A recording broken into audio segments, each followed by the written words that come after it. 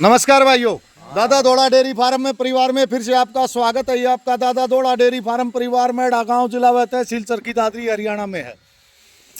Channel का नाम अवश्य दादा दोड़ा डेयरी फार्म है, लेकिन आज ये एक अपने मित्र साथियों के द्वारा और आपकी सहयोग के द्वारा एक ब्रीडिंग सेंटर का रूप जो लेता जा रहा है, उसके लिए आपका सहयोग देने का और स्नेह जो जितना आपने बातें उसके लिए आपका धन्यवाद।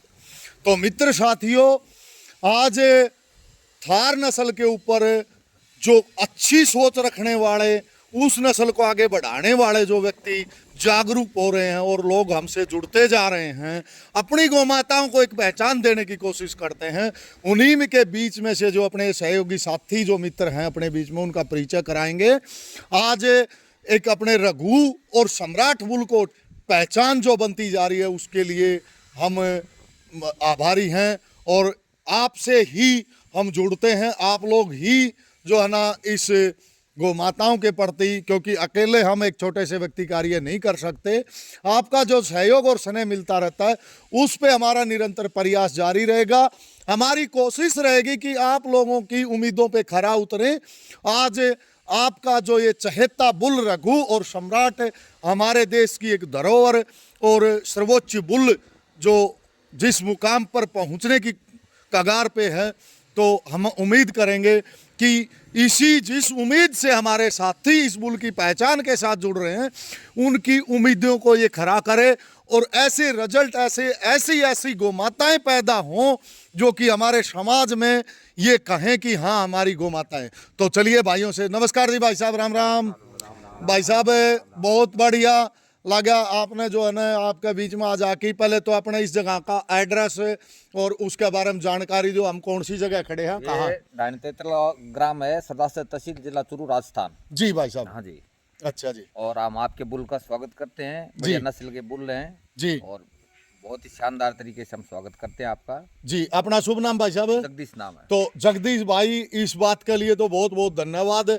आपने जो है ना इस बुल के बारे में सोचा और आपके ये ग्राम के जो गांव के जो अब आदमी हैं और ये एक समाज है आपका, उसके बीच में आज आपने अपने लायक समझा, उसके लिए आपका धन्यवाद। तो कभी आपने अपने इस दादा दोड़ा डेयरी फार्म परिवार में विजिट भी करी है? विजिट किया है जी। आपका बुल में देख के भी आया हूँ। अच्छा जी भाई साहब। हाँ, तो आप खुद मतलब अपने उस फार्म में गए हुए हो और मेरी गाय भी गई परिचित हो? मेरी अच्छा, गाय भी क्या बात है जी। में दी हुई है। तो आपको पूर्ण विश्वास है कि जैसा आपको वीडियो और जो बताया जाता है वो चीज है, बिल्कुल ओरिजिनल है। उस बात को आप मानते हो? हाँ, क्योंकि मैं बहुत खुद बहुत विजिट करके धन्यवाद आया हूँ। जी। तो आज आपने अपना मन बनाया इस बुल को जो आपके बीच में बिल्कुल, रखने आपका का। स्वागत करते हैं जी भाई साहब। और बढ़िया नस्ल का बुल है जी और नवीन जी से बात करो आप जी। हमारे डॉक्टर साहब राम राम। और डॉक्टर साहब अपना शुभ नाम? नवीन कुमार। नवीन कुमार। तो डॉक्टर साहब, आपने अपने बुलों के बारे में कुछ जाना?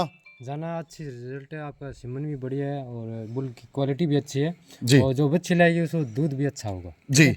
अच्छी नस्ल है, थार पार का नस्ल है, अपनी देसी नस्ल है। तो आपने कुछ इसके बारे में जाना, क्या ये प्योर बुल है? हाँ प्योर बुल है, मैंने देखा है, इसका पढ़ा है इसके बारे में जी। और जहाँ से आपने देखा उस डेयरी फार्म के बारे में जानता हूँ जी। वो तो एक राजस्थान की सरकारी संस्था ही है हमारी और ब्रीडिंग सेंटर है, ब्रीडिंग सेंटर है वहाँ की जो ये प्रोजनी है वहीं से जो लिया है।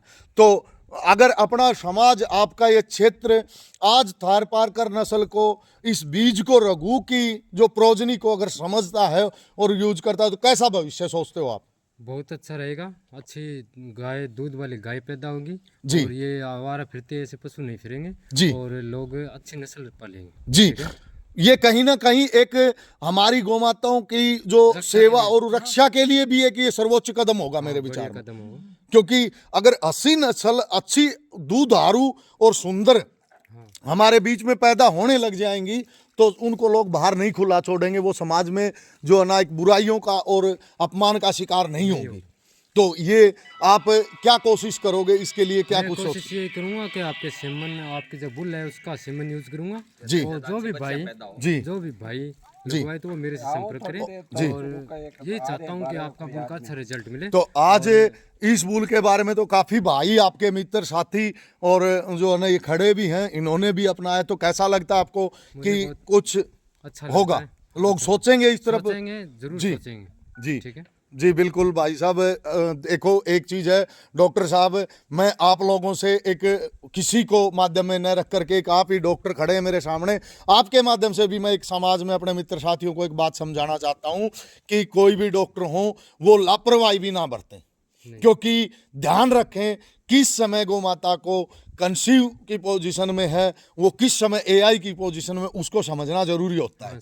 तभी एआई करें जब उसको समझें, और इनब्रीडिंग ना करें, क्योंकि ब्रीडिंग की परिभाषा एक किसान भले बातें समझे ना समझे, एक डॉक्टर अवश्य समझता है, क्योंकि उसने अगर 4 अक्षर इस लाइन के पढ़े हैं तो उसमें सबसे पहला कदम यही होता है कि एआई और ब्रीडिंग क्या होती है, मतलब इनब्रीडिंग क्या होती है। क्योंकि किसानों को तो, हमारे मित्र साथियों को इस बारे में ही जानकारी नहीं होती कि हम किस बुल से वो निरंतर एक ही बुल की प्रोजनी को लेकर चल पड़ते हैं जो इनब्रीडिंग होती है, और यही मुख्य कारण होता है कि हमारी गौ माताएं आगे दूध नहीं दे पाती और जो है ना ऐसी कंडीशन में पहुंच गई। क्योंकि एक बुल आवारा जो घूमते हैं, उसी से माँ का गर्भाधान हुआ, फिर वो बच्ची बड़ी हुई, उसी से बुल से गर्भाधान हुई, क्या होगा? ये तो ब्रीडिंग नहीं होगी, सुधार नहीं होगा। जब तक सुधार करने के लिए अच्छा सीमन यूज करना पड़ेगा जी, अच्छी गायें आएगी। बिल्कुल बिल्कुल, उसके बाद हर जगह हमें सोचना भी पड़ेगा, एक किसान को भी, एक डॉक्टर को भी, कि इस गौ माता की कौन सी है। मैं एक जी, मतलब मैं एक ये भी अपना पर्सनल सुझाव देना चाहता हूं कि मेरी बात को एक गौर की जाए कि हर डॉक्टर एक बार ये जरूर पूछे किसान से कि आपकी गाय कहाँ की लाइन की है, ये खुद कौन सा बुल की है, कौन सी मदर है इसकी, कम से कम ये 2 बातें तो जाने, फिर उसकी एआई के बारे में बताए भी आपके बुल पे ये हो सकता है। आज नए युग में सीमन की तरफ हमारी जो नई पीढ़ी बढ़ रही है, एक उत्साह बढ़ा है, नई जनरेशन जो आज हर कार्य को उच्च स्तर पे करना चाहती है, उनके लिए जरूरी कदम एक अवश्य ये होगा कि आज जो सीमन यूज कर रहे हैं उसको अपने मध्यम में रखें, अपने नोट करके रखें कि किस बुल के द्वारा हमने ये बछड़ी ली, किस माता के द्वारा हमने ये बछड़ी ली। अगली जो पीढ़ी हम लेंगे वो उस लाइन से हट करके दूसरी लाइन से हमें उसका गर्भाधान कराना होगा, इस तरीके से हम ऊपर चढ़ेंगे। तो ये चीजें भी हर डॉक्टर हर किसान को जागरूक कर सकता है। तो जितना आप महत्व देंगे अपने साथियों को, हमारे किसानों को, उतना हमारा इन गौ माताओं का और देश का भविष्य आपके हाथों में है। और मैं कोशिश करूंगा हर एक किसान या हर एक वर्ग अपनी जिम्मेदारी निभाता है। अगर जो अपनी कोशिश करता है तभी हम कुछ कर पाते हैं। डॉक्टर अपनी जिम्मेदारी निभाएं, किसान, गोप्रेमी, पालक, पशुपालक अपनी जिम्मेदारी निभाएं, अपनी सोच को आगे बढ़ाएं। और अगर जो हमारे जैसे व्यक्ति हैं जो छोटे से कार्य करते हैं, किसी ग्राउंड पे कौन सा बुल लेके आते हैं, कहाँ की वो प्रोजनी है, अच्छे बुलों का सीमन निकालें। ऐसा अपने एक पैसे की वैल्यू को महत्व न देते हुए पैसा हम ईमानदारी से ब्रीडिंग में अच्छी जगह भी कमा सकते हैं और बुरी जगह भी, वो हमारी सोच होती है। तो मैं ये कहूँगा मेहनत कीजिए, अच्छी चीज़ तैयार कीजिए, अच्छी चीज़ को आप मार्केट में लेके आइए।